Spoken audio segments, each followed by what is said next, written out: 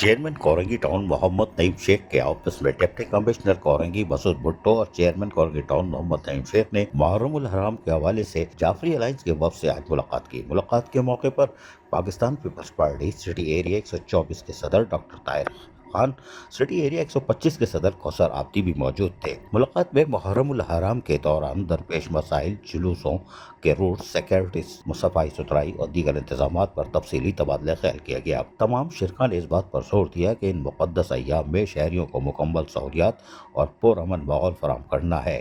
Chairman Mohammad Naeem Sheikh ने और deputy commissioner Masood Bhutto ने यकीन दहानी कराई कि ज़िला इंतज़ामिया और कोरंगी टाउन के मुताल्लिक़ इदारे बाहमी ताउन से तमाम ज़रूरी इक़दामात करेंगे ताकि अज़ादारी बिला रुकावट, मुनज़्ज़म और पुरअमन अंदाज में की जा सके।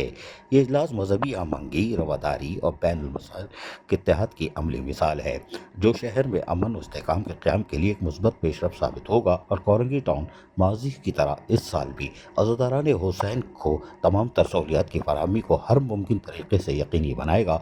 इस बात की यकीन दहानी चेयरमैन कोरंगी टाउन नईम शेख ने करा दी। अजीज़ आरिफ, KBS पदयात्री न्यूज़ कराची। ऐसी ही खूबसूरत वीडियोस फ्यूचर में हासिल करने के लिए रेड बटन पर क्लिक करके और बेल आइकॉन को प्रेस करके हम सबके सब्सक्राइबर बनना मत भूलिए।